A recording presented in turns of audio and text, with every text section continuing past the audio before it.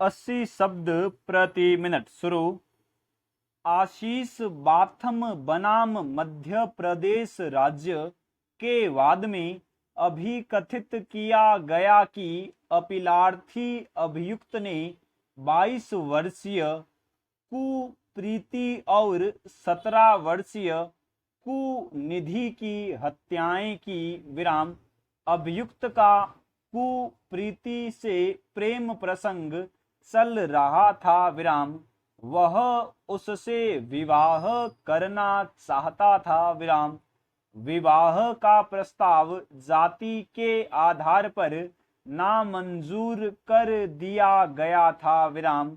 अभियुक्त विफल प्रेमी था। विराम। उसने हत्या करने के आशय से गृह अतिचार किया और दोनों युवतियों की हत्या कर दी। विराम।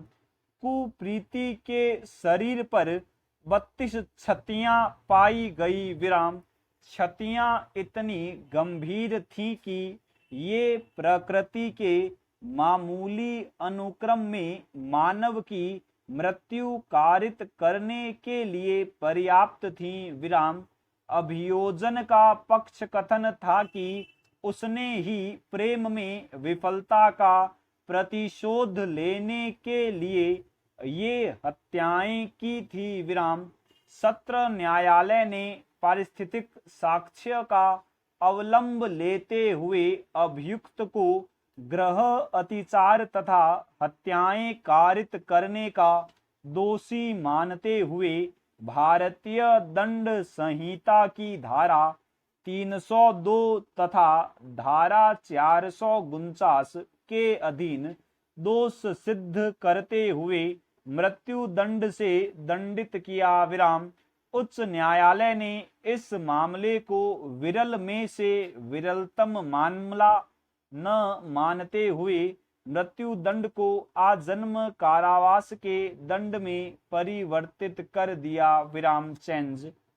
अपील में उच्चतम न्यायालय ने अभी निर्धारित किया कि पहले अभियुक्त को दोषी होने की उपधारणा कर तत्पश्चात उसने विरुद्ध सामग्री का अवलंब लेना दोषपूर्ण है। विराम। मृतक प्रीति और अपीलार्थी अभियुक्त के विरुद्ध मात्र प्रेम का तथ्य जब तक विश्वसनीय साक्ष्य द्वारा यह साबित नहीं कर दिया जाता कि प्रेम प्रसंग पूर्णतः असफल हो गया था, इसे हत्या करने का कारण होने की उपधारणा नहीं की जा सकती। विराम। अतः हेतु कोई विधिक आधार का कारक होना प्रतीत नहीं होता। विराम। सुसंगत समय के बिंदु के दौरान अभियुक्त की गतिविधि को साबित करने के लिए दो अभियोजन साक्ष्यों की साक्ष्य इतनी बनावटी प्रतीत होती है कि उस पर विश्वास नहीं किया जा सकता है। विराम। अंगुली छापों के परिणाम अभिलेख पर नहीं लिए गए। विराम। लाई डिटेक्टर टेस्ट का परिणाम न्यायालय के ध्यान में नहीं लाया गया। विराम। यह अभियोजन मामले की विश्वसनीयता और सत्यता पर गंभीर संदेह स्पष्ट करता है और अत्यधिक शंकास्पद बनाता है। विराम। मृतक निधि द्वारा पहनी गई जंजीर की शनाख्त करने के लिए वैसी सही जंजीरों के साथ मिश्रित नहीं की गई। विराम।